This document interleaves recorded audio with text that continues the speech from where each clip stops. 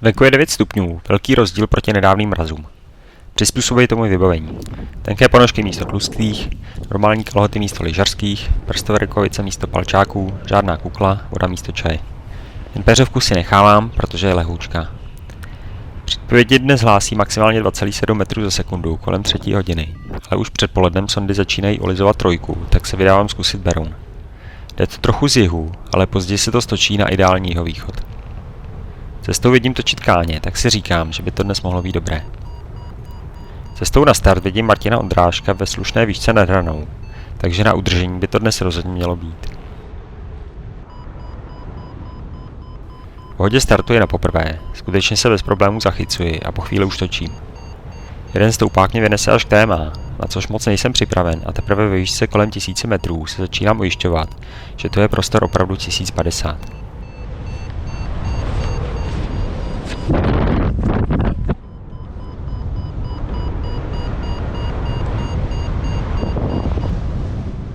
Na speedu peláším pryč, ale jsem pod mrakem, takže to moc neklesá.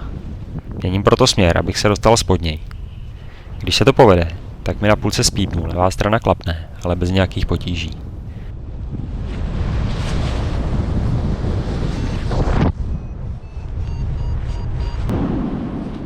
Pak letím dopředu až za koleje.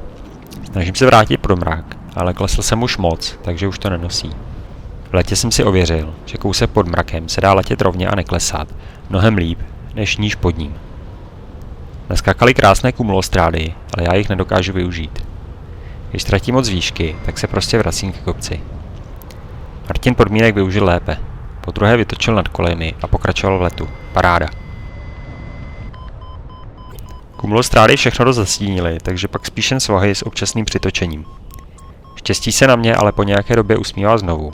Ještě jednou točím až pod téma. Tentokrát přestávám točit už 950 a letím k Záhořanům.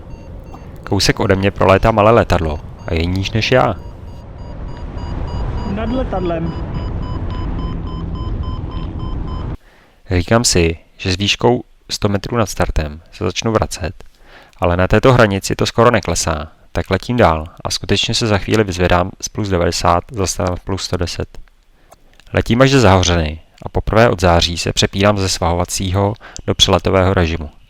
Přemýšlím o nahřívaných místech a o trhových hranách a letím k nim něco ulovit. Chytím nulku, která mě ale snáší, tak se vydávám zpátky. S menší výškou pak ještě letím doleva k Ostrému, ale zpátky se vydávám zbytečně brzo. Ke startu se vracím s plus 50. Klidně se mohl letět ještě dál. Podmínky slábnou, tak už jdu pomalu na přistání. Slušnou výšku využívám ještě na klapance, levý, pravý, čelní, na půlce speedu, s kterým poslední dobou nejčastěji lítám. Chci zkusit ještě spirálu, ale nejsem ani 200 metrů nad zemí, tak ji nedělám. Ostatní piloti bohužel tolik štěstí neměli. Janička odstartovala s drátem ve šňůrách, tak šla hned na přistání. Tomáš zase s klacíkem. David polétal hezky a ke konci byl o dost výš než já. Vždycky si tam přitočil nějakou bublinku. Dnes parádní den, podmínky tak akorát na start a bezproblémové udržení. Stoupáky díky tomu málo snesené. Točit si dvojkový stoupák, kolmo nahoru. Jej!